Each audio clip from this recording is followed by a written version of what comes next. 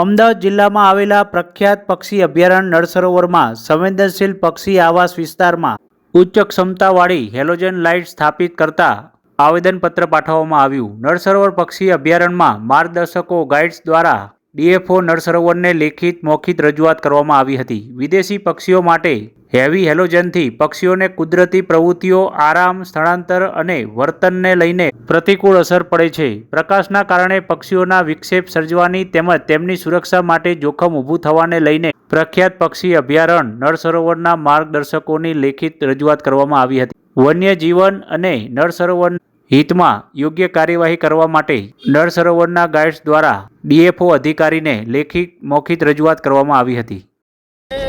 આજે બહુ મોટો નળ સરોવરની અંદર પ્રશ્ન ઊભો થયો છે. એટલે આ અમે બધા જ અહીંયાના લોકલ બર્ડ્સ ગાઈડો છીએ. જે મારું નામ કમરુદ્દીન હલવાની છે, અકબરભાઈ છે, ઇકબાલભાઈ છે, શકીર છે, રમજાન છે, મહેમૂદ છે, કાંતિભાઈ છે, બધા જ અહીંયા હાજર થઈ ગયા છે. કેમ કે આ મોટો પોલ જે લગાવેલો છે જેના ઉપર મોટી હેલોજન લાઇટ લગાવેલી છે કિનારા ઉપર, જે જગ્યાએ બર્ડ ફીડિંગ કરવા ઉતરે છે, જે નાઇટ સ્ટે કરતા હોય છે આ જગ્યા ઉપર જ તે, અને એ જગ્યાએ જ ફોરેસ્ટ ડિપાર્ટમેન્ટે પોતાએ જ લગાવેલો છે આ મોટી હેલોજન લાઇટવાળો થાંભલો. જેના લીધે ઘણા બધા પક્ષીઓ આ એરિયામાં હતા, એ પણ આ એરિયો છોડીને નીકળી ગયેલા છે. એટલા માટે અમે ફોરેસ્ટ ડિપાર્ટમેન્ટને એક અરજી આપી હતી આટલા બર્ડ્સ ગાઈડોએ, આરએફઓ સાહેબને અને ડીએફઓ સાહેબને. પણ આ અરજી આપતા અમને 10 દિવસ થઈ ગયા, પણ કોઈ એનું પરત જવાબ આવતું છે નહીં. અને અમે આરએફઓ ડીએફઓને ફોન કરીએ છીએ તો એ ઉપાડતા પણ નથી. અને અમે રજૂઆત કરી ચૂક્યા છીએ. હજુ હાલ અમે રજૂઆત ટીવીના જરીએ કરીએ છીએ કે આ થાંભલો નળ સરોવરની અંદર લગભગ 5-6 જગ્યાએ અલગ અલગ મૂકેલા છે.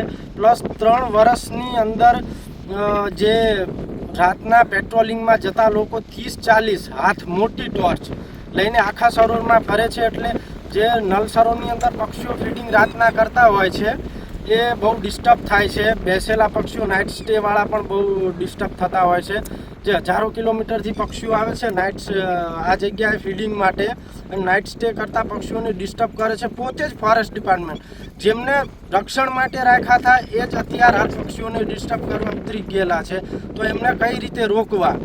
અમારી મદદ તમે બધા લોકો કરો અને કંઈક અમને આનું સુવિધા નથી. ત્યારે 100% બળ આવતા હતા સાઇબિરિયા, રશિયા, નોર્થ યુરોપ, અલગ અલગ દેશના અલગ અલગ કન્ટ્રીમાંથી. એ પછી ફોરેસ્ટ ખાતાવાળાએ ખાલી ટોચ અંદર કરવાની ચાલુ કરી, એમાંથી 50% બળ કપાઈ ગયા. હવે 50% અત્યારે બળ છે. 50%માં હવે હેલોજન લાઇટો લગાવવામાં આવેલી છે નળ સરોવરમાં. તો એના લીધે 50% છે. ટૂંક સમયમાં 2 વર્ષમાં 10% પણ બળ નહીં રહે. 10% બળ નહીં રહે તો કોઈ અહીંયા કણે આવા રાજી જ નહીં રહે. એટલે ફોરેસ્ટ ડિપાર્ટમેન્ટમાં અમારી ખાસ રજૂઆત છે, લાઇટો પણ બંધ કરવામાં આવે, ટોર્ચ લાઇટો છે, અને ખાસ કરીને હેલોજન લાઇટ છે એ બંધ કરવામાં આવે. જો બંધ કરવામાં આવે તો ફોરેસ્ટ ડિપાર્ટમેન્ટ વાળાને ફાયદો છે અને અમને અહીં નળ સરોવરને ફાયદો છે. કોઈ પણ જાતની લાઇટ સેન્ચુરીની અંદર અલાઉડ ના હોવી પડે, એ અમને લેખિતમાં અમારે જોઈએ છે શ્રી ડીએફઓ સાહેબ, આરએફઓ સાહેબ જોડેથી.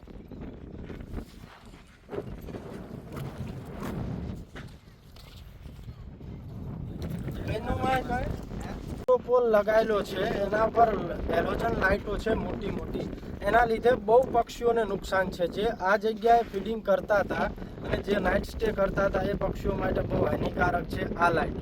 તો આ લાઇટો ફોરેસ્ટ ડિપાર્ટમેન્ટને અમારી રિક્વેસ્ટ છે કે આ લાઇટોને હટાવી દેવી પડે.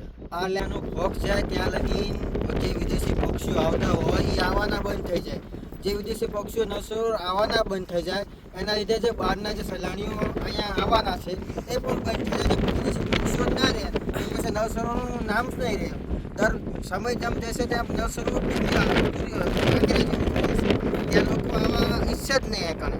એટલે અમારી ફોરેસ્ટ ડિપાર્ટમેન્ટને ખાસ રજૂઆત છે કે આ લાઇટો જે લગાવેલી છે એ વિનંતી બંધ કરવામાં આવે. જો લાઇટો બંધ કરવામાં નહીં આવે તો પછી ટૂંક સમયમાં જે નળ સરોવર અત્યારે ગુજરાતના ફર્સ્ટ નામ છે એ નામ નીચે કોઈ આવશે નહીં. અને જ્યાં લાઇટ થશે ત્યાં લગીના એરિયામાં 1 કિલોમીટર લગીનમાં એકેય પક્ષીઓ રોકાય છે નહીં.